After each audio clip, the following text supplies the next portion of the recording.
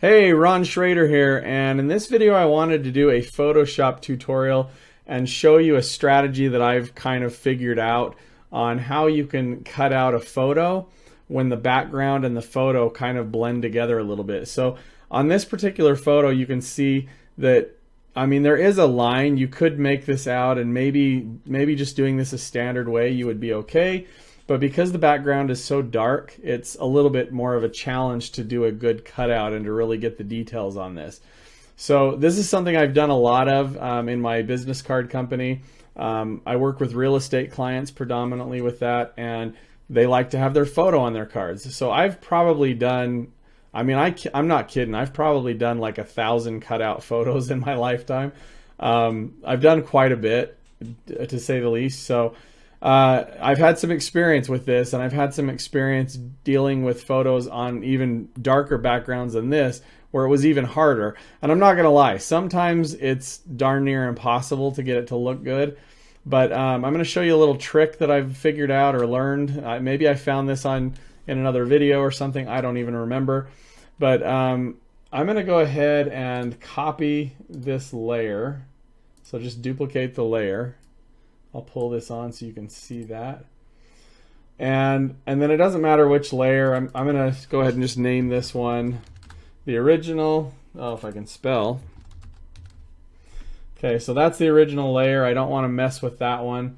And I'm gonna make a second copy just so I can have keep this one safe for now, just in case I need to go back and redo something. It's always good practice to duplicate your layers so that you have an original version that you can go back to if you mess up and need to fix something. So on the first layer, so one of these is going to be our cutout layer, and then the other one is we're going to do some changes to.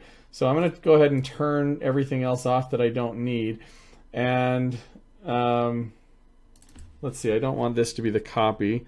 So I'll call this the levels layer, because that's what we're going to use.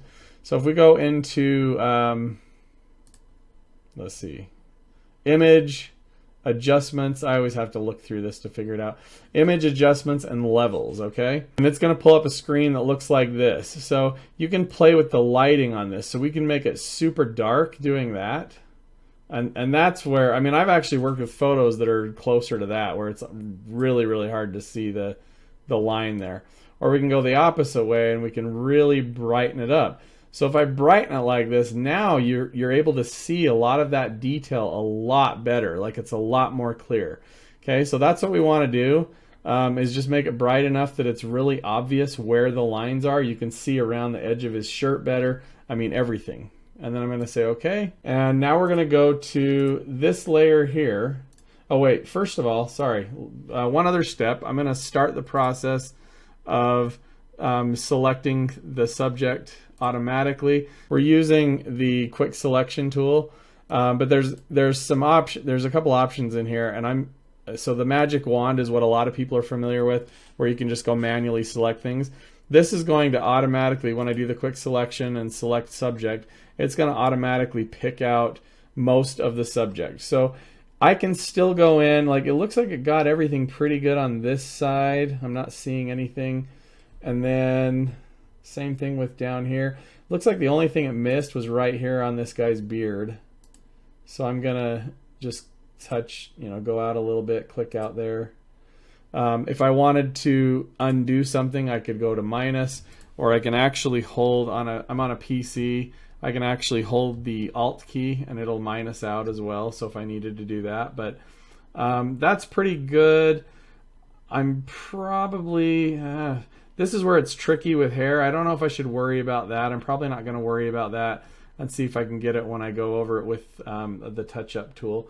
So now, with that all selected, now I'm going to turn the original dark layer back on, make sure that it's selected so that we have the image, and then I'm going to go select and mask. All right, and I have the setting to smooth really high, so I'm going to turn that down. So this actually did a pretty good selection.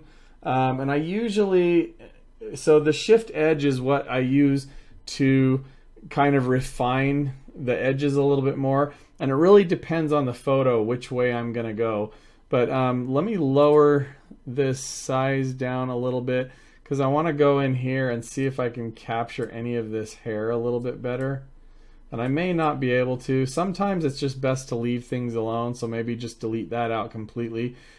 So in this case, I'm probably going to want to go out a little bit to try and bring some of that back. Looks like I can go out quite a bit and the image still looks pretty decent. So right there, it would probably be better when I'm all done to just go ahead and delete that out. I could have maybe selected that in the selection and maybe I would have gotten it a little bit better.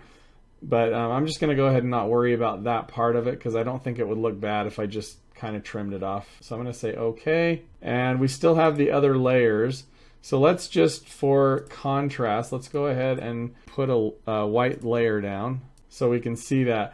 Now another thing that I will do sometimes, again it depends on the photo, but another thing I'll sometimes do is duplicate the layer again, and you can see it kind of fills in the hair a little bit more. So even right in here, it kind of filled that in a little bit more. I may even do it a third time if there's something that I'm trying to get a little more depth. So it actually did that one a little bit better.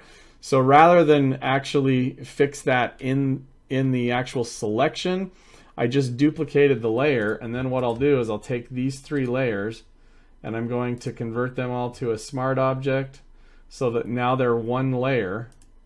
So now I can take this photo. I'm going to pull up just one of my business card designs just to show you how this would look if I were placing this on a card. But this could be, you know, this could work for using it to place it on an ad or on a website or whatever it is that you're using this for.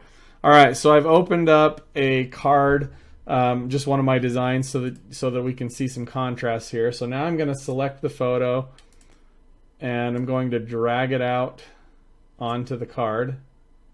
Obviously it's really big, and you know, really big, you're going to see some of the pixelation there. It's not going to be so much once I zoom out. So let me do that. We'll just go edit, transform, scale.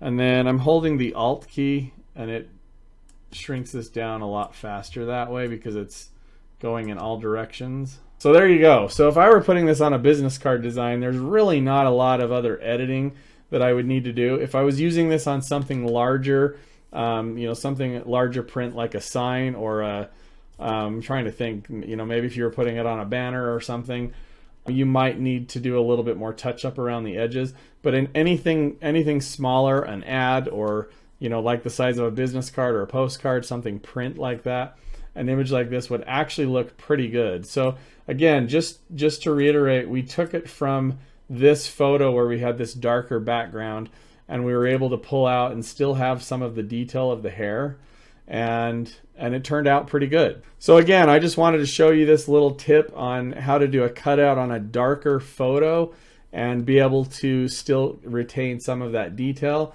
and just a couple of little hacks that I've used over the years to be able to do this and make it work and look good. So I hope that's helpful, and I will see you in another video. Bye.